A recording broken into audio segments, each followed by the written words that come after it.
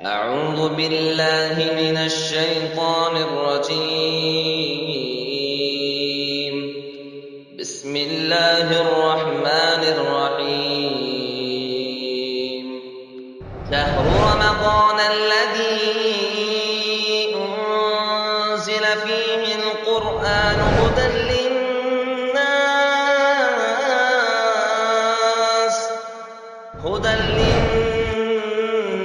وبينات من الهدى والفرقان، فمن شهد منكم الشهر فليصم، ومن كان مريضا أو على سفر فعدة من أيام أخر.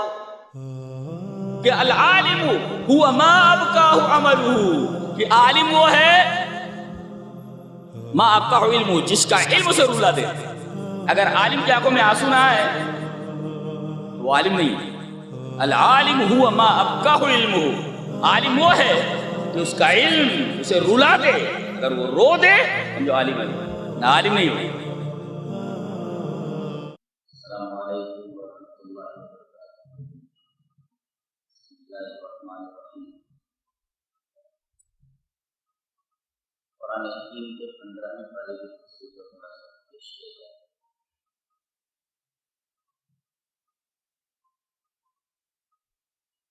اس سورہ کریمہ کا نام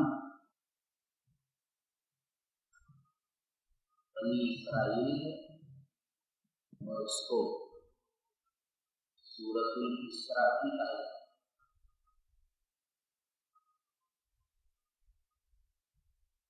ایک سوال آپ کے ذہن میں پیدا ہو رہا ہے.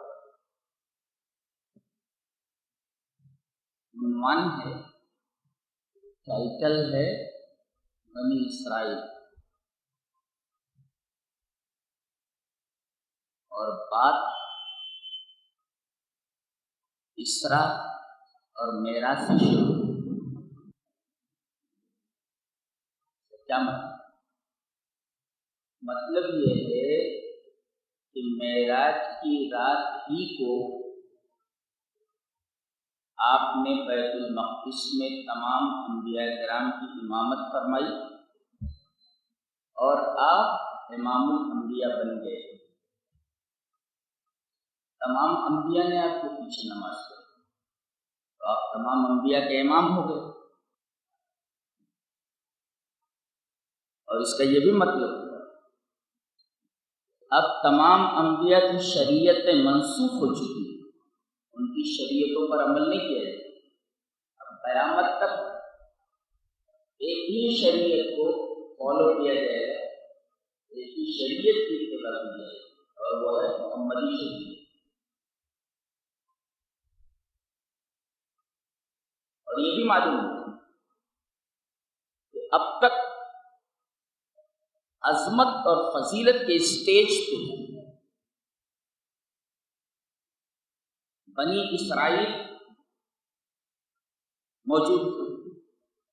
اسی رات کو بنی اسرائیل کو فضیلت اور عظمت کے اسٹیج سے اتار دیا گیا اور امت محمدیہ کو اس اسٹیج پر لا کر کھڑا کر دیا گیا.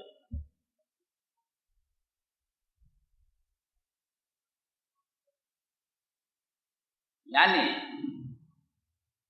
اسٹیج وہی ہے مگر کردار بدل گئے. اگر وہی حرکتیں جو بنی اسرائیل کرتے رہے، اگر اے امت مسلمہ تم نے بھی وہی حرکتیں کرنی شروع کر دی تو تمہارے اندر کوئی سرخاب کا پر نہیں لگا ہوا ہے، تم کو بھی فضیلت کے اس اسٹیج سے اتار دیا جائے گا. اور اتار دیا ہے. آج ہم کہیں کہ نہیں.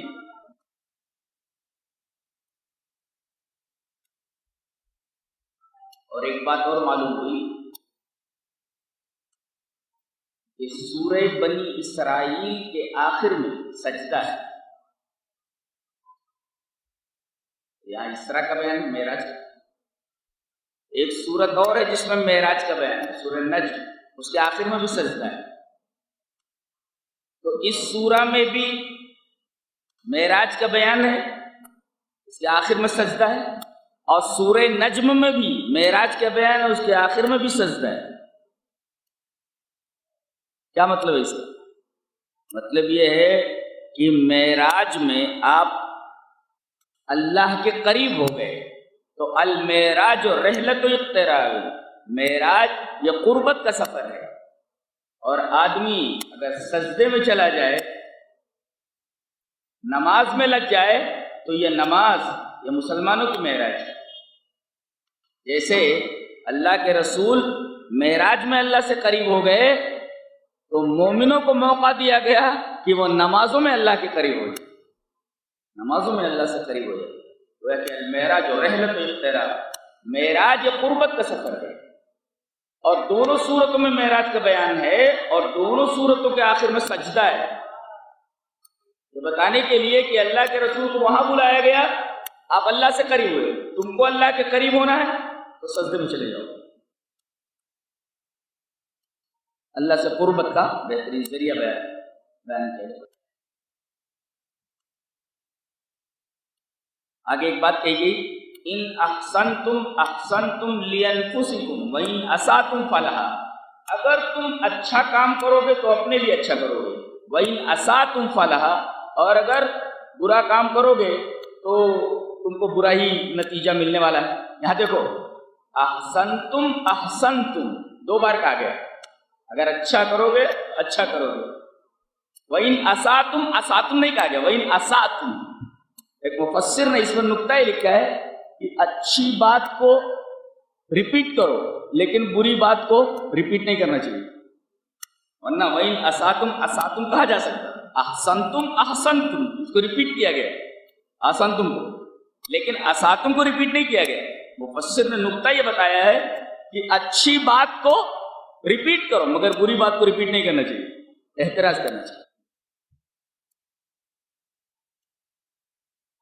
آگے یہ فرمایا گیا کہ آدمی جو کچھ کرتا ہے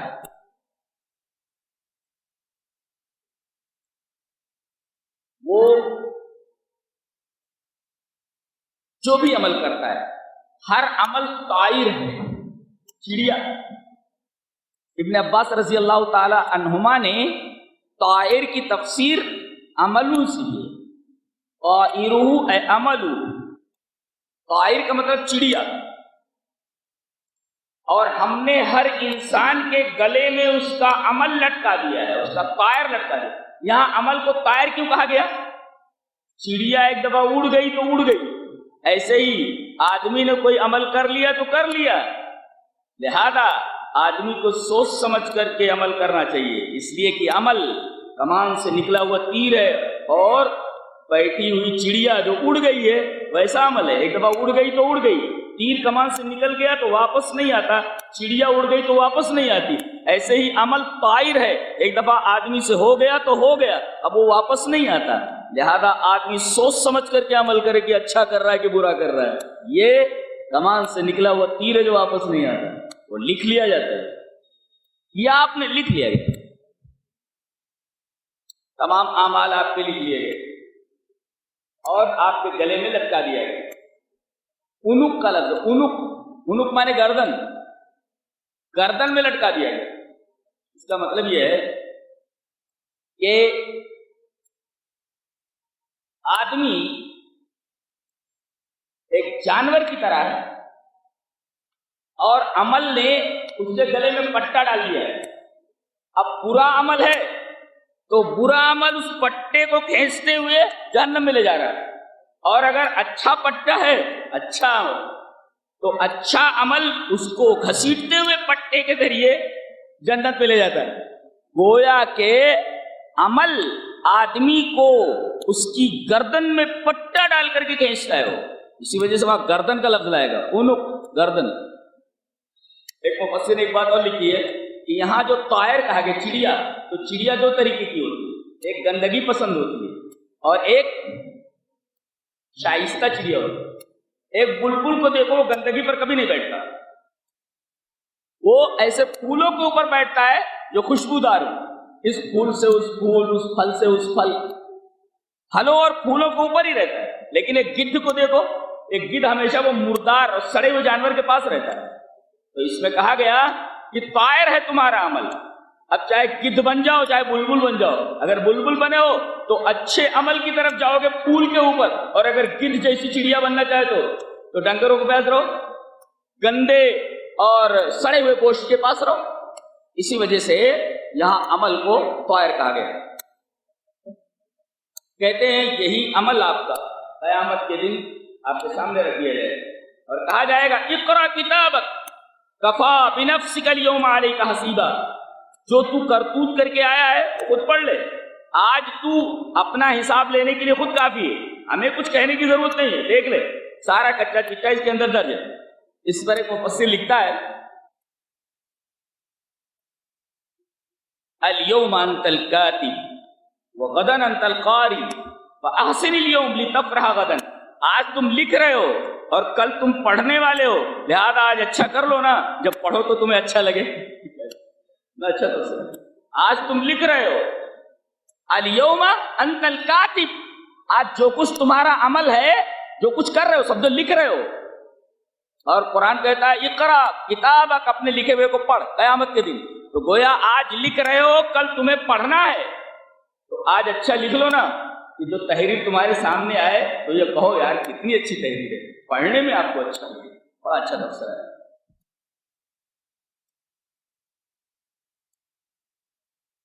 اس کے بعد اللہ تبارک و تعالی نے سورہ بنی اسرائیل کی آیت نمبر 22 سے لے کر آیت نمبر 40 تک 26 آیت نمبر 22 سے لے کر 40 تک 26 احکام بیان کیے. 26 احکام بیان کیے. اور عجیب بات تو یہ ہے کہ شروعات کی توحید سے اور اختتام کی توحید سے بیچ میں 26 احکام، شروع توحید آخر توحید اور بیچ میں سارے احکام. اس پر ایک مفسر تبصرہ کرتا ہے کہ بھائی 26 احکام بیان کیے گئے، شروع میں بھی توحید اور آخر میں بھی توحید. کیا مطلب ہے؟ کہتا ہے لِأَنَّ الْعَقِيدَةَ لَا تَنْفَكُّ عَنِ الْعَمَلِ، اس لیے کہ عقیدہ عمل سے الگ نہیں ہوتا. اگر عمل کو عقیدے سے الگ کر لیا جائے تو عمل کا کوئی معنی نہیں ہے. عمل کے ساتھ عقیدہ جڑا ہوا ہونا چاہیے. لِأَنَّ الْعَقِيدَةَ لَا تَنْفَكُّ عَنِ الْعَمَلِ، عمل عقیدے سے اور عقیدہ عمل سے جڑا نہیں ہوتا. اس وجہ سے ہر عمل سے پہلے توحید اور آخر میں بھی توحید. ان احکام میں اللہ تعالیٰ نے پہلے توحید کا بیان کیا، اس کے بعد ماں باپ کے ساتھ سلوک کا بیان کیا. اپنی توحید کے بعد ماں باپ کے ساتھ حسن سلوک کا بیان اس بات کی دلیل ہے کہ اللہ کی توحید کے بعد بندوں کے حقوق میں سب سے افضل اور سب سے مقدم حقوق ماں باپ کا ہے. والدین کے ساتھ حسن سلوک کرنا. اس میں ایک بات کہی گئی اِنْدَكَ اِمَّا يَبْلُغَنَّ عِنْدَكَ، جب وہ تمہارے پاس پہنچ جائیں بڑھاپے کو. اِنْدَكَ کا کیا مطلب؟ تمہارے پاس. مفسر لکھتا ہے کہ اندکا کا مطلب یہ ہے کہ ماں باپ کو اپنے ساتھ رکھو، تب نہ تمہاری آزمائش ہوگی. وہ کچھ ایسی بات بولیں گے تمہیں برداشت کرنا ہے. جب پاس رہیں گے ہی نہیں تمہاری آزمائش کیسے ہے؟ جو تمہارے پاس رہ ہی نہیں رہے تو تمہاری آزمائش کیسے ہے؟ پاس میں رکھو گے نا، تب اگر کوئی ایسی بات کہہ دے جو تمہیں ناگوار گزرے تو اس پر تمہیں صبر کرنا ہے. آزمائش یہاں ہے پاس رکھنے میں. اب تم نے دور رکھ رکھا ہے تو تمہاری آزمائش کیسے ہوئی؟ تو پاس رکھو تاکہ تمہاری آزمائش ہو. اس آزمائش میں تم کتنے کامیاب ہو وہ اللہ دیکھ رہا ہے. اللہ دیکھ رہا ہے. پاس ہی نہیں رکھو گے تو آزمائش کیسے ہوگی؟ اور ایک نقطہ اور، اندکا کا مطلب بیٹا کہیں بھی چلا جائے، سروس کرنے کے لیے باہر چلا گیا ہے، نوکری کرنے کے لیے کسی دوسرے شہر میں چلا گیا ہے، ماں باپ دوسرے شہر میں ہیں، اندکا کہہ کر کے بتایا گیا کہ بیٹا جہاں بھی ہو اسے ایسا محسوس ہونا چاہیے جیسے ہمارے والدین ہمارے ساتھ برابر فون کرتا رہے، آپ کیسے ہیں، خیریت سے ہیں یا نہیں. اندکا کا مفہوم یہ ہے بیٹا کہیں بھی رہے ایسا لگے کہ اس کے والدین اس کے پاس ہو. اسی وجہ سے اندکا کہا گیا. ہمیشہ یہ احساس ہو کہ تمہارے ماں باپ تمہارے ساتھ ہیں.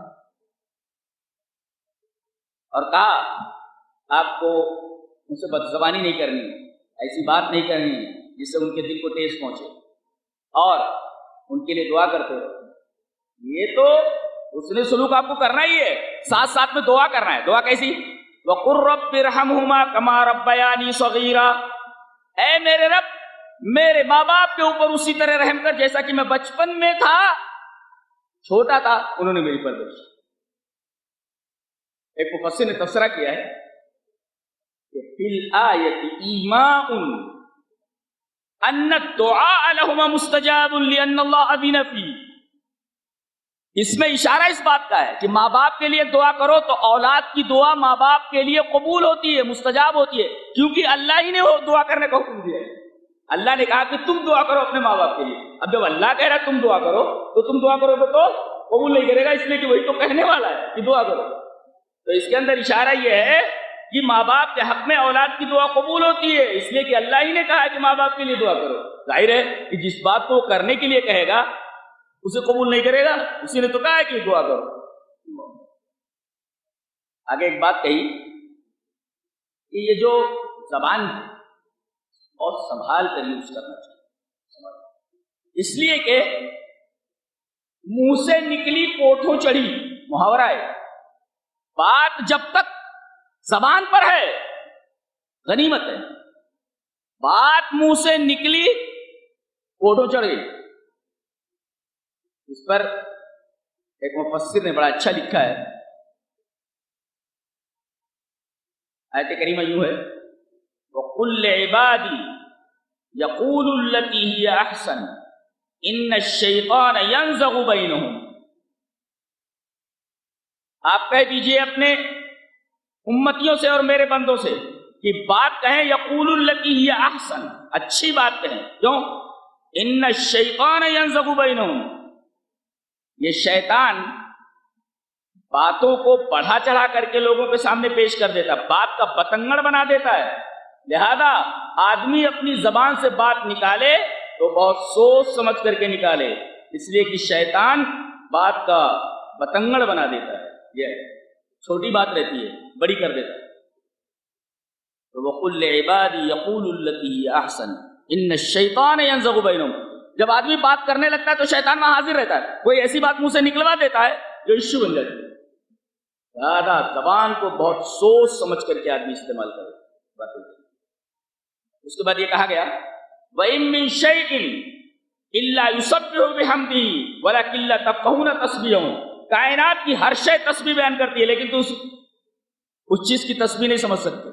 ایک مفسر نے اس سے تبصرہ کیا تو موٹر سائیکل پہ جا رہا ہے یا سائیکل پہ جا رہا ہے یا گھوڑے پہ جا رہا ہے، کسی سواری پہ جا رہا ہے، تجھے شرم نہیں آتی کہ تیری سواری، تیرا کپڑا، تیری گھڑی، تیری موٹر سائیکل، تیرا جوتا سب اللہ کی تسبیح بیان کر رہے ہیں، اور تو کتنا بے شرم ہے کہ یہ سارے تسبیح بیان کر رہے ہیں اور تو اللہ کی تسبیح بیان نہیں کر رہا ہے.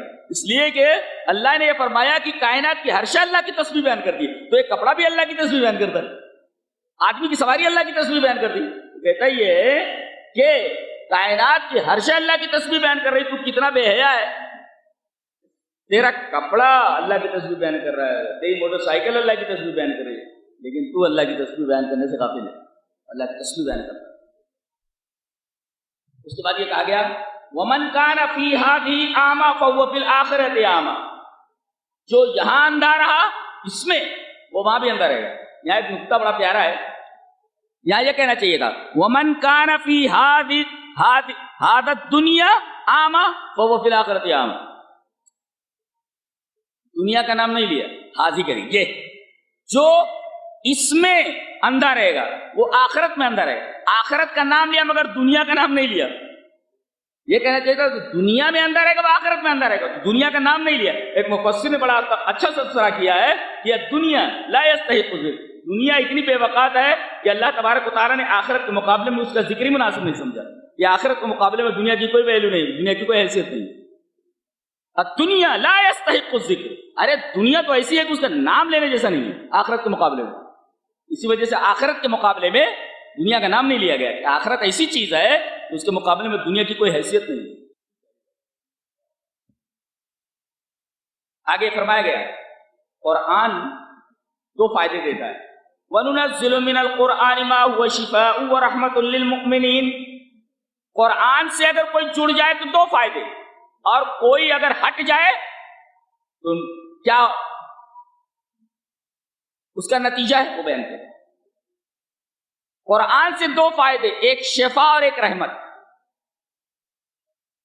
شفا اور رحمت کا کیا مطلب ہے؟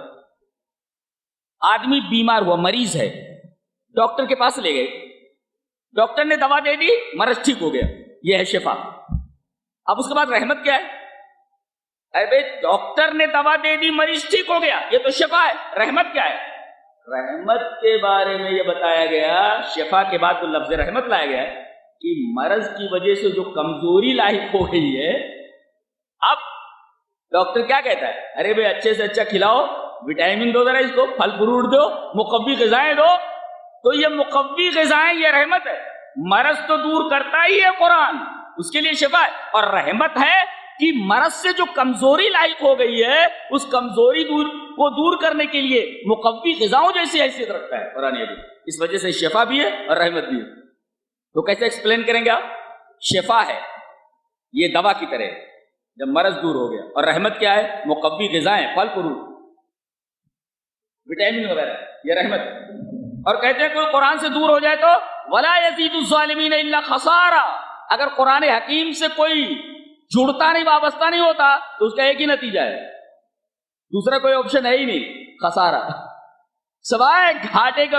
اور گھاٹا ایسا نہیں وَلَا يَزِيدُ الظَّالِمِينَ إِلَّا خَسَارًا، وہ گھاٹا بڑھتا ہی رہتا ہے۔ ایک ہے گھاٹے کا ہو جانا، گھاٹا ہو گیا، اور ایک ہے گھاٹے کا بڑھتے جانا، یہ اور خطرناک ہے۔ تو گویا کہ قرآن حکیم تو جو جڑتے نہیں ان کو گھاٹا تو ہوتا ہی ہے، وہ گھاٹا بڑھتا چلا جاتا ہے۔ اس کے بعد ایک سوال کیا گیا کہ روح کے بارے میں کیا ہے؟ روح کے بارے میں آپ سے سوال کیا جا رہا ہے کہ روح کیا ہے؟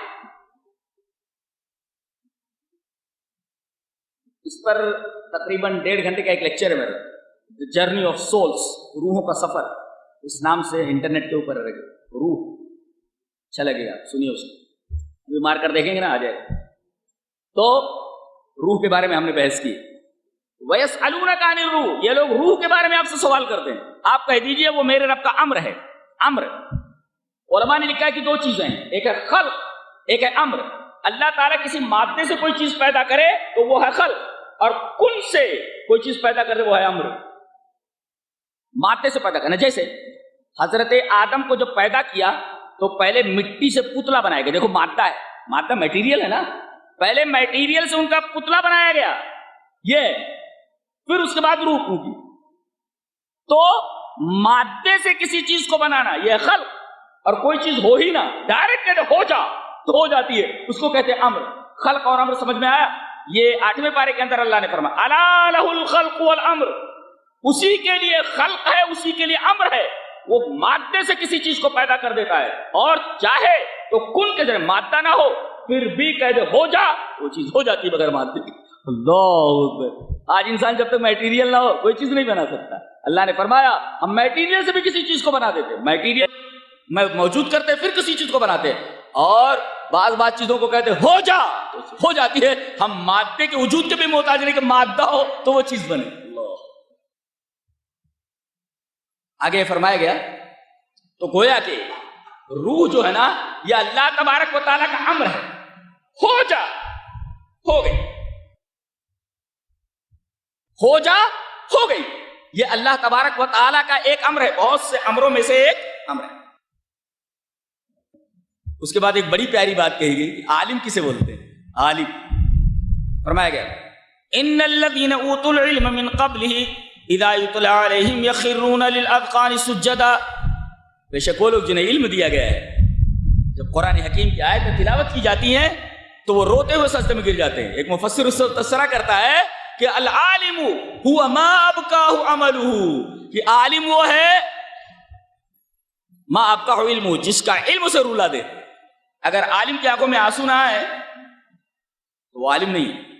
العالم هو ما ابقاه علمه، عالم وہ ہے کہ اس کا علم اسے رلا دے، اگر وہ رو دے سمجھو عالم ہے، وہ نہ عالم نہیں ہو۔ اللہ، شیطان کے بارے میں ایک بات کہی گئی، دیکھو کتنی پیاری بات کہی گئی۔ کہا کہ لَأَحْتَنِكَنَّ ذُرِّيَّتَهُ إِلَّا قَلِيلًا، میں آدم اور اس کی ذریت کو اپنے پیچھے پیچھے چلاؤں گا مگر تھوڑے لوگ. کیا مطلب؟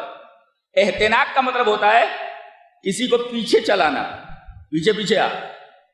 نکتہ یہ ملا, ایک مفسر لکھتا ہے کہ فالشیطان لا یکفیہ من الانسان الاغوا انما یسعى للاستیلاء. ترجمہ یہ ہوا کہ شیطان مقتدی نہیں بنتا, شیطان امام بننا چاہتا ہے. مقتدی کیا ہوتا ہے؟ پیچھے ہوتا ہے اور امام آگے ہوتا ہے. شیطان کبھی بھی مقتدی بننا پسند نہیں کرتا, وہ چاہتا یہ ہے کہ میں امام بن جاؤں. امام جدھر جا رہا ہے مقتدی بھی ادھر ہی جا رہے ہیں, تو میں امام بن جاؤں. جہنم میں مجھے جانا ہے تو مقتدیوں کو بھی جہنم میں لیتا جاؤں. لاحتا نہیں کرنا. احتناق کا مطلب ہوتا ہے پیچھے پیچھے کسی کو چلانا. تو میں آدم اور اس کی ذریت کو اپنے پیچھے چلاؤں گا, میں امام بن جاؤں گا اور آدم کی اولاد کو اپنا مقتدی بنا لوں گا. مجھے جہنم میں جانا ہے, سب کو لے کر کے جاؤں گا. اور بولا کہ سارے لوگوں کو لے کر جاؤں گا الا قلیلا, سوائے چند لوگ یہ بچ جائیں گے. ایک بات اور بڑی پیاری کی, حملہ کیسے کرتا ہے دیکھو. وَاسْتَفْزِزْ مَنِ اسْتَطَعْتَ مِنْهُمْ بِصَوْتِكَ وَأَجْلِبْ عَلَيْهِمْ بِخَيْلِكَ وَرَجِلِكَ وَشَارِكْهُمْ فِي الْأَمْوَالِ وَالْأَوْلَادِ وَعِدْهُمْ وَمَا يَعِدُهُمُ الشَّيْطَانُ إِلَّا غُرُورًا. آ گیا. اور تو اپنی آواز کے ذریعے ان کو راہ حق سے ہٹا دے. فزام مکانی کا مطلب ازال ہوا نہیں, فزام مکانی ہے, فز سے استفزاز ہے. فزام مکانی کو ازال ہوا. یہاں آدمی یہاں ہے, جماؤ, اب اس کو یہاں سے ہٹا کر کے یہاں کر دیا, نیچے گرا دیا. ٹھیک ہے یہاں پر موبائل یہاں ٹھیک ہے, اب اس کو نیچے گرا دیا جاتا ہے, اپنی جگہ سے ہٹ گئی. شیطان کیا کرتا ہے, جو جس جگہ پر راہ حق پر ہے نا, تو اس کو وہاں سے ہٹا کر کے نیچے گڈھے میں گرا دیتا ہے, زلا دیتا ہے. اس کو کہتے ہیں استفزاز. فزام مکانی ازال ہوا. اپنی آواز کے ذریعے, آواز کے ذریعے ہم موسیقی مراد ہے, میوزک. آج دیکھو گانے میں لوگ ریکارڈ بنا رہے ہیں, چھوٹے چھوٹے بچوں کو گانے کے اس میں ڈال رکھا ہے, ڈانس کے اس میں ڈال رکھا ہے, اور باقاعدہ ایک فن ہے اور اسے عبادت سمجھا جاتا ہے. گانے کو عبادت سمجھا جا رہا ہے. شیطان نے اتنا دماغ کے اندر گندگی ڈال دی ہے کہ ایک بیکار چیز کو عبادت سمجھا جا رہا ہے. بے صوتی کا, اپنی آواز کو, موسیقی کو, میوزک کو, ساری چیزیں صوت میں آ گئی. یہ شیطان کا بہت بڑا حربہ ہے. آج اپنے چھوٹے چھوٹے بچوں کو لوگ ڈانس میں ڈال رہے ہیں. اسی طریقے سے گانے سکھانے کے لیے باقاعدہ کلاسز ہیں, اس میں ڈالتے ہیں اور بڑی توجہ ان کے اوپر صرف کی جاتی ہے, کافی پیسہ خرچ کیا جاتا ہے. دیکھو بے صوتی کا, آواز کے ذریعے میں گمراہ کروں گا, ہٹا دوں گا. یہ آدمی یہاں ہے, اچھا ہے, اب اس کو آواز کے ذریعے, میوزک کے ذریعے, گانوں کے ذریعے اس کو راہ حق سے میں ہٹا دوں. اچھا. واجلب علیہم بخیلک ورجلک, سوار لے کر کے حملہ آور ہو جا, گھوڑوں کے ذریعے, پیدل. یہ گھوڑا اور پیدل کیوں لایا گیا؟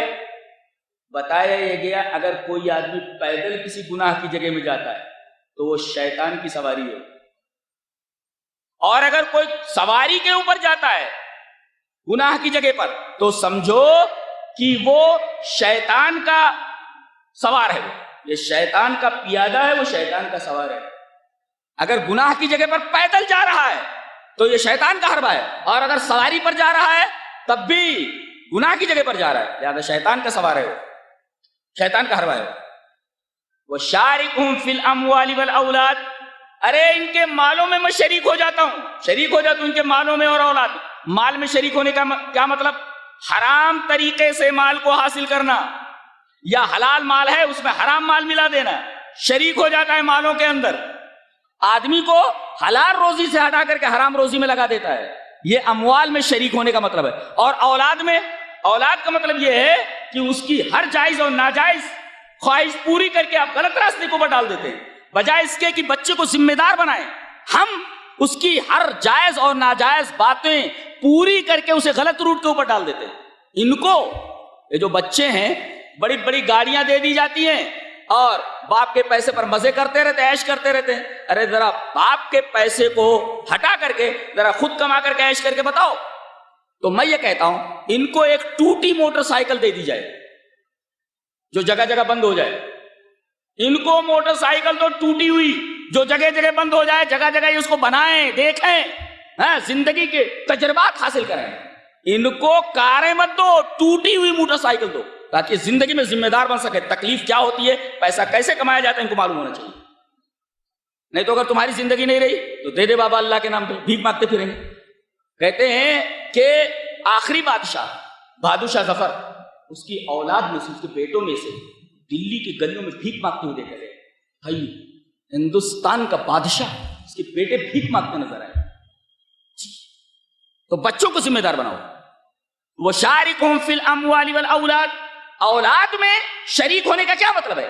اولاد کی ہر جائز اور ناجائز خواہشات کو پوری کر کے اسے نکما بنا دینا, کام چور بنا دینا, نلہ بنا دینا, یہ ساری چیزیں وَشَارِكْهُمْ فِي الْأَمْوَالِ وَالْأَوْلَادِ میں آ گئی. کام چور مت بناؤ, محنت کرواؤ ذرا, پسینہ گرے ان کے بدن سے, اور ٹوٹی موٹر سائیکل دے دو ان کو, ذمہ دار بنے. اسلام یہ چاہتا ہے کہ نبی کریم صلی اللہ علیہ وسلم کا ہر امتی ذمہ دار ہو, ذمہ داری, ایک ذمہ دارانہ زندگی بسر کرے. اس کے بعد سورہ کہف شروع ہوتی ہے. سورہ کہف کے اندر آپ دیکھیں گے قرآن سے شروع ہے اور قرآن پر ختم ہے. اور عجیب بات اس میں بھی ہے, سورہ بنی اسرائیل میں قرآن سے شروع, قرآن پر ختم. ان ھذا القرآن یہدی للتی ہی اقوم, سورہ بنی اسرائیل کے شروع میں, اور وبالحق انزلنا وبالحق نزل آخر میں. گویا کہ قرآن سے شروع ہے, قرآن پر ختم ہے. یہ عظمت قرآن اور فضیلت قرآن ہے.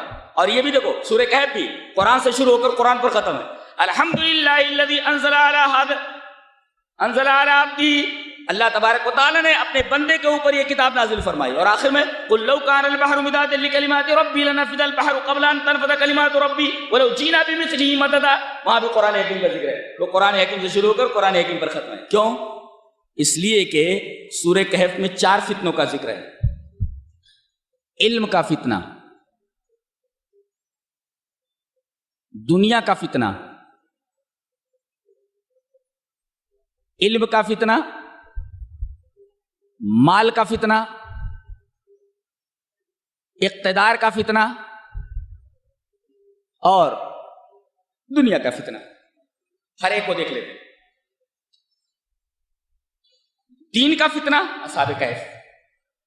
اصحاب کہف چند نوجوان تھے جو اپنی بستی سے بھاگ نکلے. پس منظر کیا ہے, واقعہ کیا ہے؟ ایک بادشاہ ہے اوقیانوس, جسے رومی زبان میں ڈیسیس کہا جاتا ہے. ڈیسیس رومی زبان میں, اس کا نام ہے اوقیانوس, رومی زبان میں ڈیسیس. یہ جب روما کے تخت پر متمکن ہوا, روما کے تخت پر بیٹھا, تو اس کو عیسائیت سے بہت زیادہ چیڑ تھی. اس وقت عیسیٰ علیہ السلام کے ماننے والے لوگ تھے. جب اسلام نہیں آیا تھا اس وقت, نبی کریم صلی اللہ علیہ وسلم کی بعثت اس وقت نہیں ہوئی. یہ پہلا بادشاہ ہے جس نے مسیحیت کو, عیسائیت کو بیخبون سے اکھاڑ کر پھینکنے کا تہیہ کر لیا تھا. یہ پہلا بادشاہ ہے کہ عیسائیت دنیا میں رہنی نہیں چاہیے. یہ ایک دفعہ ایفیسس نام کی ایک بستی ہے, اس طرف سے گزرا اور عیسائیوں کی پکڑ دھکڑ شروع کی. اس میں یہ نوجوان جو کچھ تھے 7 یا 8 وہ پکڑ لیے گئے. ایفیسس نامی بستی, اور وہاں جب پکڑ دھکڑ شروع ہوئی عیسائیوں کی تو یہ بچے بھی پکڑ میں آ گئے. اور اس کے بعد کہا گیا کہ اگر تم اپنا دین بدلنے کے لیے تیار ہو تو ٹھیک ہے, ورنہ تم کو ختم کر دیا جائے. سوچ لو, اب انہیں سوچنے کے لیے چھوڑ دیا گیا, کونے میں گئے, وہیں تو بھاگ گئے, سارے کے سارے بھاگ گئے. پتا یہ چلا کہ جب دین کے معاملے میں جان پر بنائے اور یہ دیکھا جائے کہ جان نہیں بچے گی تو بھاگ لینا چاہیے, جان بچانی چاہیے پہلے. اور جب تک جان کا خطرہ نہ ہو تب تک امت کو چھوڑ کر کے, لوگوں کو چھوڑ کر کے نہیں بھاگنا چاہیے. لوگ اگر غلطی کریں تو آپ تبصرہ کر کے مت بھاگیے, آپ ان کے درمیان رہیے. نبی کریم صلی اللہ علیہ وسلم کو دیکھیے, فقط لبثت فیکم عمرا من قبلی، آپ نے مکہ والوں کے درمیان پوری عمر گزار دی، 40 سال گزارے آپ نے ان کے درمیان، اور اس کے بعد بھی آگے نبوت کے بعد بھی 10 سال تک گزارے آپ نے کافروں کے درمیان، آپ وہاں سے ہٹے نہیں۔ اور اصحاب السبت کا واقعہ آپ نے پڑھا ہوگا، ہم نے بیان کیا تھا، اس میں 3 گروپ ہو گیا تھا، ایک تو چپ ہو گیا تھا، ایک نافرمان تھا، اور ایک برابر ان کو ٹوکنے والا تھا، وہ بھاگا نہیں، ارے یہ بات مانی نہیں رہے لہذا ان کو چھوڑ کر بھاگ جاؤ، نہیں، ان کے درمیان رہو، وہ کبھی بھی سدھر سکتے ہیں۔ لہذا مصلحین کو چاہیے کہ جو لوگ نافرمانی کر رہے ہیں ان سے اپنا ربط اور تعلق نہ کاٹیں، بلکہ ان کے درمیان رہ کر ان کی اصلاح کریں، وہ کبھی بھی پلٹ سکتے ہیں، کبھی بھی ان کی اصلاح ہو سکتی ہے۔ تو خالی تبصرہ کر کے کہ یہ آدمی غلط ہے، اس کو ایسا نہیں کرنا چاہیے، ایسا کر رہا ہے لہذا ہم اس کو چھوڑ کر جا رہے ہیں، یہ تبصرہ اور یہ بات بالکل غلط ہے۔ آپ ان کے درمیان رہ کر کے ان کی غلط باتوں کے اوپر تنقید کیجئے کہ آپ کی یہ بات صحیح نہیں، آپ اصلاح کر لیجئے، اصلاح کیجئے۔ آخر تک وہ 3 جو لوگ تھے، 3 گروپ، اس میں ایک جو ناجی گروپ ہے، سمجھانے والا گروپ تھا، آخر دم تک ان کے اوپر عذاب آ بھی گیا، تب تک وہ لوگ اس بستی کے اندر موجود رہے، چھوڑے نہیں بستی کو۔ لہذا تبصرہ کر کے کسی کی غلطی کے اوپر بھاگ جانا چھوڑ کر کے یہ غلط ہے، ان کے درمیان رہ کر کے ان کی اصلاح کرنی چاہیے۔ اللہ کبھی بھی ان کو توفیق دے سکتا ہے کہ وہ پیچھے کی طرف پلٹ آئے، بھاگ پڑے۔ کہا گیا تھا کہ سوچ سمجھ کر بتاؤ، بھاگیے۔ اور ایک غار تھا، اس غار کے اندر جا کر کے چھپ گئے۔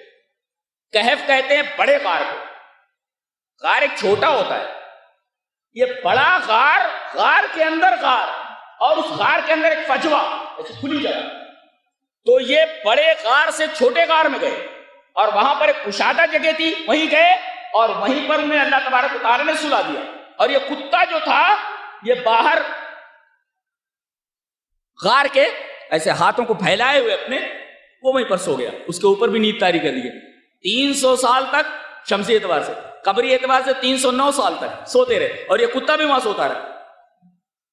کتے کے اوپر ایک نے بڑا عجیب تبصرہ کیا ہے، کہتے ہیں کتا ان کے ساتھ رہا لیکن وہ انسان نہیں بن گیا، وہ نیک نہیں بن گیا۔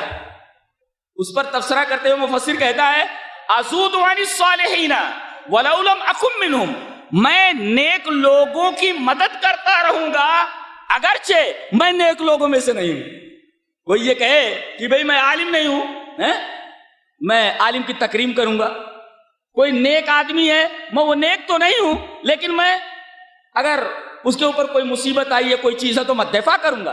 تو ازود عن الصالحین ولو لم اکن منہم، میں نیک لوگوں کا دفاع کروں گا اگرچہ میں نیک لوگوں میں سے نہیں ہوں۔ تو دیکھو کتے نے مدد کی ان کی نیک لوگوں کی، اگرچہ وہ نیک نہیں تھا، صالحین میں سے نہیں تھا۔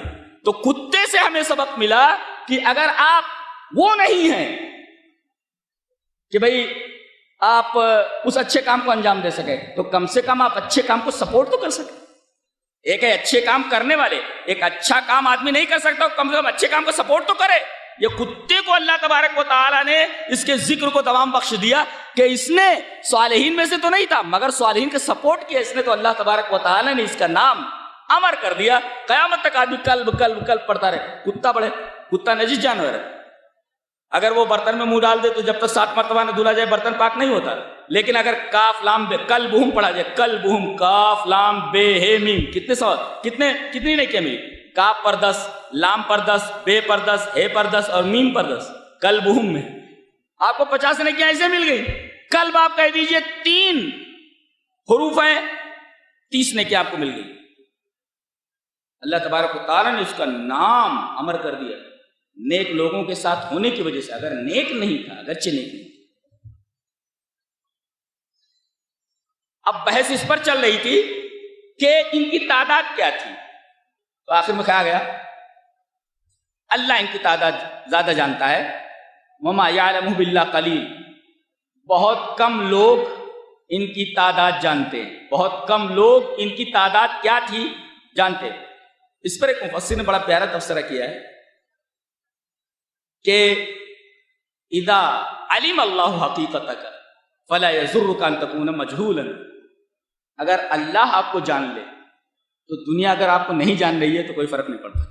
کیا اذا علم اللہ حقیقتک، اگر اللہ آپ کو جان لے، فلا یضرک ان تکون مجہولا، تو آپ کو کوئی نہ جانے سے کوئی فرق نہیں پڑتا. اصل یہ ہے کہ اللہ آپ کو جان رہا ہے کہ نہیں جان رہا ہے. بہت پہلے اصحاب کہف کے بارے میں کہا گیا جیسے ہی غار میں پہنچے دعا کی، فقالوا ربنا آتنا من لدنک رحمتا وہیئ لنا من امرنا رشدا. فوراً انہوں نے دعا کی کہ اے اللہ ہمارا ساتھ دے، ہم تیرے لیے نکل پڑے. کہاں پہنچے؟ غار میں. ایک مفسر نے بڑا اچھا تفسیرہ کیا ہے، لیس المہم این انت، المہم ان تکون مع اللہ. اہم یہ نہیں ہے کہ آپ کہاں ہیں، اہم یہ ہے کہ اللہ آپ کے ساتھ ہے یا نہیں. یہ کتنا پیارا تفسیرہ ہے. اہم یہ نہیں ہے کہ آپ کہاں ہیں، کس جگہ پر ہیں، اہم یہ ہے کہ اللہ آپ کے ساتھ ہے یا نہیں ہے. یہ دیکھنا ہے. آپ کہاں ہیں یہ نہیں دیکھنا ہے، کسی بھی جگہ پر ہوں، لیکن اللہ اگر آپ کے ساتھ ہے تو آپ کا کچھ ہونے والا نہیں. تو لیس المہم این انت، اہم یہ نہیں کہ آپ کہاں ہیں، المہم ان تکون مع اللہ، اہم یہ ہے کہ اللہ آپ کے ساتھ ہے یا نہیں ہے. اصحاب کہف کے ساتھ اللہ تبارک و تعالی ساتھ میں تھا 309 سال تک. اللہ تبارک و تعالی نے کو سلا دیا. کتنی پیڑھیاں گزر جائیں، آج 50 سال عمر اگر اوسط مان لیا جائے، کتنی پیڑھیاں گزر گئی، سب سو رہے ہیں. اور اللہ نے کیا فرمایا؟ وَنُقَلِّبُهُمْ ذَاتَ الْيَمِينِ وَذَاتَ الشِّمَالِ، ہم دائیں بائیں ان کو پلٹ رہے ہیں. کیا مطلب؟ اگر ایک ہی سائیڈ میں آدمی سوتا رہے تو کیڑے لگ جاتے ہیں، سڑ جاتا ہے بدن. تو کیڑے نہ لگے، بدن کو نقصان نہ ہو، تو کبھی اللہ دائیں پلٹ دیتا تھا، کبھی بائیں پلٹ دیتا تھا. ایک مفسر نے سوال کیا کہ دائیں اللہ پلٹ رہا ہے، بائیں پلٹ رہا ہے، یہ پیٹ کے بل اور پیٹھ کے بل کیوں نہیں کہہ رہا ہے کہ بھئی پیٹھ کے بل پلٹ دے رہے، پیٹ کے بل؟ سونا تو 4 طریقے کا ہوتا ہے نا، دائیں سو جائیے، بائیں سو جائیے، پیٹ کے بل سو جائیے اور پیٹھ کے بل سو جائیے. پیٹ کے بل نہیں سونا چاہیے، پیٹھ اوپر کر کے پیٹ نیچے کر کے منع ہے. تو 4 طریقے کا سونا ہو گیا. تو اللہ تعالیٰ نے 2 ہی طریقے کیوں بتائے، دائیں اور بائیں؟ کہتے ہیں کہ آدمی اگر سیدھے لیٹا رہے پیٹھ کے بل تو نیند اچھی نہیں آتی، کامل نیند نہیں آتی. پیٹ کے بل سو جائے تو پوری نیند نہیں ہوتی اس کی. دائیں سو جائے، بائیں کروٹ پر سو جائے تو نیند پوری ہوتی ہے. اللہ تبارک تعالیٰ نے بتایا کہ نیند پوری کیسے ہوتی ہے، دائیں کروٹ پر یا بائیں کروٹ پر. سیدھے لیٹر ہو گے نیند پوری نہیں ہوتی، پیٹ کے بل سو جاؤ نیند پوری نہیں ہوتی. اللہ نے سونے کا طریقہ بھی بتایا. کیا بات! اللہ کو معلوم ہے کہ میں نے جس کو بنایا ہے اس کی اس کا ایک ایک پارٹ کیا تقاضا کرتا ہے، اللہ ہی کو معلوم ہے، اللہ تعالیٰ کو معلوم ہے. لہٰذا یہ نہیں کہا کہ پیٹ کے بل سو گئے پلٹ دیتے تھے، ہم پیٹھ کے بل پلٹ دیتے، دائیں بائیں پلٹ دیتے تھے. دائیں بائیں پلٹنے سے مطلب یہ ہے کہ آدمی کی نیند اچھی آ جاتی ہے. اور اللہ نے فرمایا ہم پلٹ رہے ہیں، یہ نہیں کہا وہ پلٹ رہے ہیں. بھائی وہ ایسے ہو جاتے، کیسے ہو جاتے تھے؟ تو یہ کام ان کا تھا نا. اللہ فرما رہا وہ نہیں پلٹتے تھے، ہم پلٹ رہے تھے ان کو. نکتہ یہ ہے کہ اگر سوتے میں آدمی بیوی کو طلاق دے دے یا کوئی جرم کر دے سوتے میں تو اس پر مواخذہ نہیں ہوتا. سوتے میں طلاق واقع نہیں ہوتی، اس لیے کہ اللہ تعالیٰ نے تکلیف کو اپنی طرف منسوخ کیا. ہم پلٹ رہے ہیں اس کو، وہ سو رہا ہے. اس لیے کہ طلاق دینے کے لیے، نکاح کے لیے شعور ضروری ہے. نیند میں شعور چھپ جاتا ہے، لہذا نیند کے اندر اگر کوئی کام ہو جائے تو اس پر مواخذہ نہیں ہوتا. یہ کہا گیا، صرف نقلبو کہا گیا، ہم پلٹ رہے. کہتے ہیں کہ آدمی جب کسی عذاب میں گرفتار ہوتا ہے تو اس کی 3 چیزیں خراب ہو جاتی ہیں. عقل خراب ہو جاتی ہے، عقل خراب ہو جاتی ہے اس کی، اور اس کا دین خراب ہو جاتا ہے، اور تیسرے وہ تکبر میں مبتلا ہو جاتا ہے. اللہ تعالیٰ نے وہ 2 دوست تھے نا، کافر دوست کا باغ تھا، تو باغ والے سے اس نے کہا کہ دعا کر کے اللہ تبارک تعالیٰ نے تجھے اتنی بڑی نعمت عطا فرمائی، اتنا بڑا باغ دیا ہے، پیسہ دیا ہے. کہنے لگا میری محنت اس میں اللہ کہاں سے آئے؟ دیکھو، اور اگر قیامت ہے بھی تو وَلَئِن رُدِدتُّ إِلَىٰ رَبِّي لَأَجِدَنَّ خَيْرًا مِنْهَا مُنْقَلَبًا. یہ تکبر ہے کہ دنیا میں بھی اللہ نے دیا ہے، مرنے کے بعد بھی مجھے اس سے اچھا باغ ملنے والا ہے. یہ تکبر ہے یہ. اور کہنے لگا وَمَا أَظُنُّ السَّاعَةَ قَائِمَةً، مجھے یقین ہے کہ قیامت آنے والی ہے. دیکھو دین خراب ہو گیا. اور کہنے لگا وَمَا أَظُنُّ أَن تَبِيدَ هَٰذِهِ أَبَدًا، میں یقین کرتا ہوں کہ باغ خراب کبھی ہلاک نہیں ہوگا. ارے آدمی ہلاک ہو جاتا، باغ کیسے ہلاک نہیں ہوگا؟ تو عقل اس کی خراب ہو گئی، دین خراب ہو گئی، تکبر میں مبتلا ہو گیا. دیکھو اللہ تبارک تعالیٰ کسی کو برباد کرنا چاہتا ہے نا تو یہ 3 چیزیں ڈال دیتا ہے اس کے ذہن میں، اس کی عقل خراب ہو جاتی ہے، مت ماری جاتی ہے جس کو بولتے ہیں، جس کو تباہ کرنا ہوتا ہے اس کی مت ماری جاتی ہے، سوچنے سمجھنے کی ساری صلاحیت خراب ہو جاتی ہے، مت ماری جاتی ہے، سوچنے سمجھنے کی صلاحیت خراب ہو جاتی ہے اور برباد ہو جاتی ہے۔ اللہ کے رسول سے فرمایا گیا وَلَا تَقُولَنَّ لِشَيْءٍ إِنِّي فَاعِلٌ ذَلِكَ غَدًا إِلَّا أَن يَشَاءَ اللَّهُ وَاذْكُر رَّبَّكَ إِذَا نَسِيتَ۔ اللہ کے رسول سے ایک دفعہ پوچھا کسی نے کوئی سوال، تو آپ نے فرمایا کل بتا دوں گا، کل بتا دوں، لیکن آپ نے انشاءاللہ نہیں کہا، 15 دن تک وہی رکی رہی۔ اس کا مطلب یہ ہے کہ آپ سچے نبی ہیں اور آپ جو بات کہتے ہیں وہ اللہ کی طرف سے کہتے ہیں، آپ سچے، نہیں تو آپ فوراً جواب دیتے تھے، یہ کیوں کہتے تھے کل جواب دوں گا، اور 15 دن تک وہی نہیں آئی۔ اس کا مطلب یہ ہے کہ پیغمبر کو بھی بولنا ہے انشاءاللہ، اگر اللہ نے چاہا تو کل بتا دوں گا، اللہ نے چاہا تو کل بتا دوں گا۔ 15 دن تک وہی رکی رہی، انشاءاللہ آپ نے نہیں کہا، اور آپ انشاءاللہ کہنا بھول گئے تو آگے بتایا جائے وَاذْكُر رَّبَّكَ إِذَا نَسِيتَ، آپ اپنے رب کا ذکر کیجئے اگر آپ کو نسیان ہو جائے، بھول جائے۔ اس پر ابن تیمیہ رحمۃ اللہ علیہ کا ایک بڑا جاندار قول ہے، حضرت فرماتے ہیں کیا قول ہے کہ انہو لیقف خاطری فی مسئلۃ فاستغفر اللہ 1000 مرۃ حتی یفتح اللہ علیہ۔ کہتے ہیں جب کسی مسئلے میں میرا ذہن اٹک جاتا ہے، انہو لیقف خاطری فی مسئلۃ، کسی مسئلے میں میرا ذہن اٹک جاتا ہے کہ مسئلہ کیا ہے، تو میں 1000 مرتبہ استغفار کرتا ہوں، یہاں تک کہ اللہ تبارک و تعالیٰ اس مسئلے کا جواب میرے اوپر واضح کر دیتا ہے۔ اللہ، اس کا مطلب ہے کہ جب بھولو تو اللہ تبارک و تعالیٰ کے ذکر کرو، وَاذْكُر رَّبَّكَ إِذَا نَسِيتَ، جب تم بھول جاؤ تو اللہ کو یاد کرو۔ دیکھو کسی مسئلے میں پھنس جاتا ہوں تو اللہ کا ذکر کرتا ہوں، استغفار کرتا ہوں، مسئلہ واضح ہو جاتا ہے۔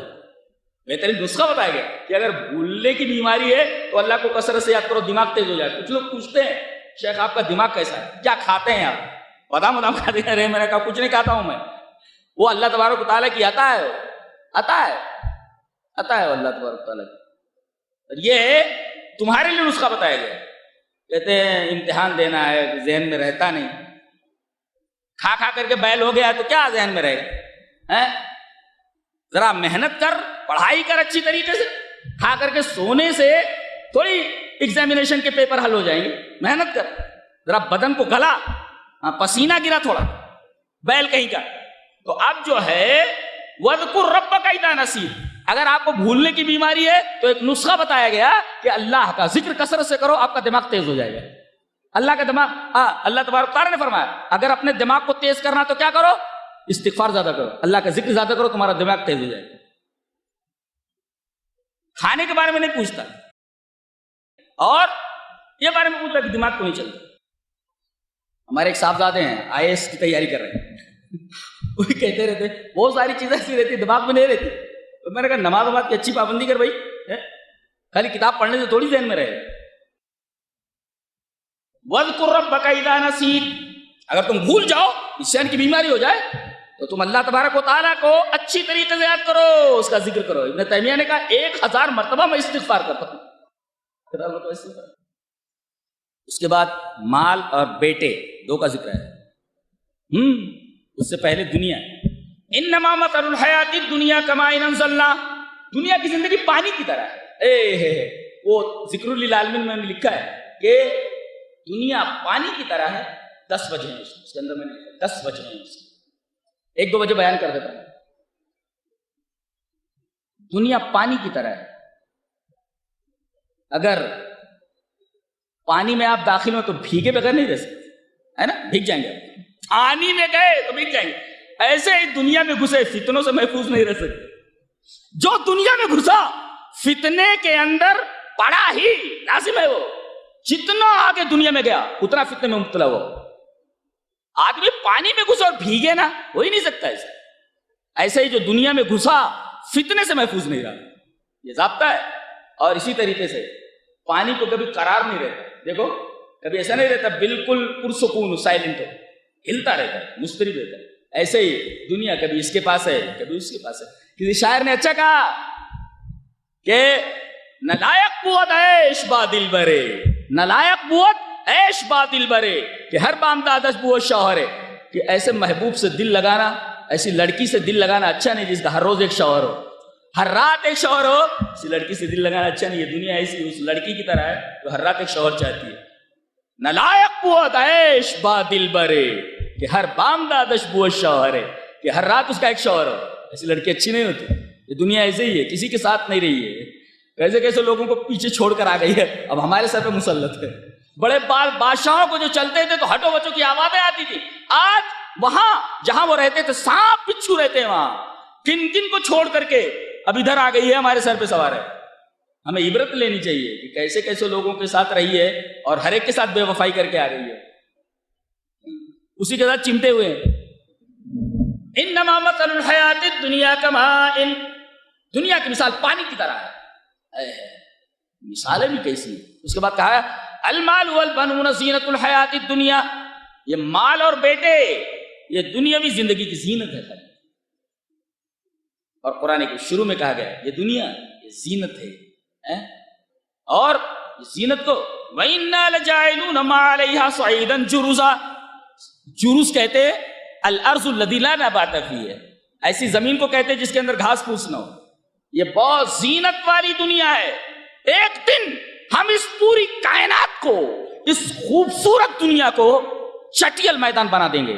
جیسے زمین کے اوپر کوئی گھاس نہ ہو ایسے پوری زمین کو چٹیل بنا دیں گے. یعنی یہ دنیا اپنی پوری رونق، پورے جمال، پورے حسن اور پوری خوبصورتی اور پوری بیوٹی کے ساتھ ایک دم فنا ہو جانے والی ہے. زیادہ دنیا سے دل مت لگاؤ. وہی کہا گیا المال والبنون زینت الحیات الدنیا، دنیا کی زینت ہے، اچھی لگتی ہے دیکھنے میں. بیک گراؤنڈ میں کچھ بھی نہیں، بیک گراؤنڈ کچھ بھی نہیں. ایک مفسر نے کہا مال پہلے ہے بنون بعد میں. مال اور بنون میں ربط کیا ہے؟ بولے مال سے نفع ہے اور بیٹوں سے دفع ہے. مال سے نفع ہے اور بیٹوں سے دفع ہے. مال سے آپ کو نفع پہنچتا ہے اور بیٹے جب کوئی آپ کو کچھ بولتا ہے تو دفع کرنے کے لیے آ جاتے ہیں، ہمارے ماں باپ کچھ بولنا ہے. تو مال میں نفع اور بیٹوں میں دفع، قوت. بیٹوں کو پہلے لانا چاہیے. مال پہلے کیوں آیا؟ بیٹے پہلے لانا چاہیے. کہتے بیٹوں سے زیادہ آدمی مال سے محبت کرتا ہے. کہتے بیٹوں سے اکچا جاتا ہے آدمی، مال سے نہیں اکتا. تو اسی وجہ سے مال پہلے لائے گئے. بیٹوں سے اکتا گیا. کتنے؟ ارے ایک صاحب کے تو تقریباً 18 بچے. 18 بچے. میں نے کہا اس کو 18 بچے اس عورت کو کیسے ہوئے؟ بولی ہمیشہ اس کو جڑواں بچے ہوتے اور اس کی ماں کو بھی ہمیشہ جڑواں بچے ہوتے. تو 18 بچے اس کو. کہتے جو شام میں بلانا پڑتا تھا، ای قدر آ قدر، ای قدر آ قدر، 1 2 3 4 5 6، وہ سب کو گن کر کے اندر لیتے تھے. کوئی ادھر چلا رہا ہے، کوئی ادھر چلا، کسی کی ناک بہ رہی ہے، کوئی ادھر چلا رہا ہے، کوئی کچھ کر رہا ہے. تنگ آ گئی ہے زندگی کے لیے. بچوں سے آدمی تنگ ہو جاتا، مال سے تنگ نہیں ہوتا. اسی وجہ سے مال کو پہلے لایا گیا، بنون کو بعد میں. المال والبنون زینت الحیات الدنیا، مال سے کبھی نہیں اکتا تھا. آندے آندے آندے بیٹوں سے مصیبت نہیں، یہ سونے نہیں دے رہے. کوئی ادھر گر رہا ہے، کوئی ادھر گر رہا ہے، کوئی ادھر پکڑ رہا ہے، کوئی ادھر ٹانگ کھینچ رہا ہے، کوئی ادھر چلا رہا ہے، سونے نہیں دے رہے. مال پہلے آیا، سے اکتاتا نہیں آتا، بیٹوں سے اکتا جاتا ہے، بعد میں آیا. لیکن فتنہ دونوں ہے. فتنہ دونوں. یہ فتنہ کیسے ہیں انشاءاللہ 28ویں پارے میں بحث کریں گے انشاءاللہ. تو المال والبنون زینت الحیات الدنیا، کرنا کیا ہے؟ والباقیات الصالحات خیر عند ربک ثوابا وخیر املا. نیکیاں جمع کرو، قیامت کے دن یہ کام آنے والے. یہ سب کام آنے والے نہیں ہیں، نہ مال نہ بیٹے، نیکی. اب قیامت کا منظر ہے. کہتے ہیں کہ مجرمین سب سامنے ہیں، ان کی کتاب ان کے سامنے رکھ دی گئی. وَوُضِعَ الْكِتَابُ فَتَرَى الْمُجْرِمِينَ مُشْفِقِينَ يَقُولُونَ يَا وَيْلَتَنَا مَا لِهَذَا الْكِتَابِ لَا يُغَادِرُ صَغِيرَةً وَلَا كَبِيرَةً إِلَّا أَحْصَاهَا. کتاب دیکھنے کے بعد ارے اس میں چھوٹی سی چھوٹی چیز بھی ایسی نہیں ہے جو چھوٹی ہو، سب لکھا ہوا ہے. نکتہ لکھا ہے اتنے تڑپا دینے والا. تمہارے کیمرے ایسے ہیں کہ کبھی ان کے اندر خرابی ہو سکتی ہے، کبھی وائرس آ سکتا ہے، تصویریں محفوظ نہیں رہتی، کیمرہ صحیح سے شاٹ نہیں لے سکتا، زیادہ تاریکی ہو تو آپ کا کیمرہ کام نہیں کرتا. اللہ فرما رہا ہے لا یغادر صغیرۃ ولا کبیرۃ. ہمارے کیمرے ایسے ہیں کتنی بھی تاریکی میں لائٹ بجھا کر کے اگر کوئی گناہ کیا گیا ہے کیمرے شاندار تصویر لے لیتے ہیں، کوئی بچتا نہیں ہے، تصویریں محفوظ ہے، سامنے رکھ لیتے، لا یغادر صغیرۃ ولا کبیرۃ الا احصاها، احصاء کا مطلب پورا پورا لے لینا، نہ تو ڈیلیٹ ہوتا ہے اور نہ تصویر خراب ہوتی ہے، پوری کی پوری پیش کر دی جائے گی۔ ویسے آدمی حیران ہو کر کے کہے گا نہ چھوٹا گناہ نہ بڑا گناہ، کچھ چھوٹا نہیں ہے، سب اس میں موجود ہے۔ اس کے بعد حضرت موسیٰ اور خضر کا واقعہ بیان کیا جا رہا ہے، جس کو ہم انشاءاللہ تفصیل سے کل بیان کریں گے۔ اس میں ایسا ہے کہ ایک دفعہ حضرت موسیٰ علیہ السلام واز کرنے کے لیے کھڑے ہوئے، کسی نے کہا کہ اس وقت سب سے بڑا عالم کون ہے دنیا میں؟ بولے میں ہوں۔ یقیناً سب سے بڑے عالم تو، لیکن اللہ تعالیٰ کو یادہ بہت بری لگی، کہا کہ تو کہتے سب سے بڑا عالم ہے، ارے مجموع البحرین پر میرا ایک بندہ رہتا ہے، ذرا مل کر کے دیکھ لے تو تجھے معلوم ہو جائے تجھے کیا علم ہے۔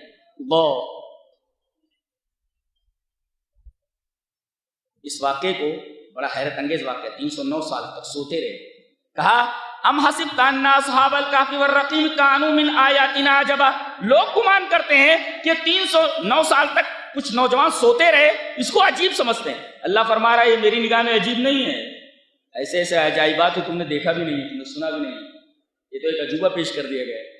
ہمارے عجائبات ایسے ایسے ہیں کہ تم نے سنا بھی نہیں، دیکھا بھی نہیں، انہی عجائبات میں ایک چھوٹا سا عجوبہ ہے کہ 309 سال تک انہیں سلا دیا گیا ہے۔ تم عجائبات دیکھنا چاہتے ہو، تم معلوم نہیں عجوبہ کس کو کہتے ہیں۔ اللہ اکبر، عجائبات ڈھونڈ رہے لوگ، قرآن حکیم بولتا ہے اتنا بڑا عجوبہ کچھ عجوبہ ہی نہیں ہے، تم سمجھ رہے ہو اس سے بڑے بڑے عجائبات ہیں، تم سنتے بھی نہیں، تم نے سنا بھی نہیں، دیکھا بھی نہیں۔ اللہ نے کہا ٹھیک ہے جاؤ ملو جا کر کے، ان کو بلایا جا سکتا تھا، لیکن حضرت موسیٰ سے کہا کہ تم جاؤ، اس کا مطلب علم کے لیے خود سفر کرنا چاہیے، سفر کر کے جانا، اتنا بڑا عالم ہے سفر کر کے جا رہے ہیں ملنے کے لیے کہ علم حاصل کرو۔ تو گویا آپ جو علم حاصل کرنے کے لیے آئے ہیں در حقیقت حضرت موسیٰ علیہ السلام کی اتباع کر رہے ہیں۔ حضرت موسیٰ کا ہم سے بڑا گہرا تعلق ہے، وہ 50 کو 5 انہوں نے کروایا تھا نا، بڑا احسان ہے حضرت موسیٰ کا ہم پر۔ تو گویا کہ آپ سننے کے لیے آئے، علم حاصل کرنے کے لیے آئے، آپ موسیٰ علیہ السلام کی اتباع کر رہے ہیں، نقش قدم پر چل رہے ہیں۔ اس کے بعد وہ نکلتے ہیں، آگے کیا ہوتا ہے اس کی تفصیل انشاءاللہ کل بیان کریں گے، اس لیے کہ یہ واقعہ آگے 16ویں پارے میں پارے تک یہ واقعہ پورا چلا گیا، تو کل 16ویں پارے کے بیان کرتے وقت انشاءاللہ ہم اس کی تفصیل اپنے سامنے رکھیں گے۔ یہ رہا 15ویں پارے کا خلاصہ، اللہ ہمیں نیک عمل اور اچھی سمجھ کی توفیق عطا فرمائے۔ وآخر دعوانا الحمدللہ۔ وَتِلْكَ حُجَّتُنَا آتَيْنَاهَا إِبْرَاهِيمَ عَلَى قَوْمِهِ نَرْفَعُ دَرَجَاتٍ مَّن نَّشَاءُ إِنَّ رَبَّكَ حَكِيمٌ عَلِيمٌ وَوَهَبْنَا له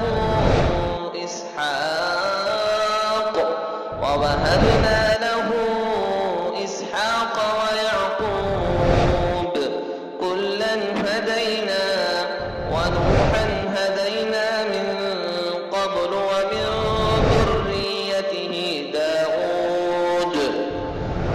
ومن ذريته داود وسليمان وأيوب ويوسف وموسى وهارون وكذلك نجزي المحسنين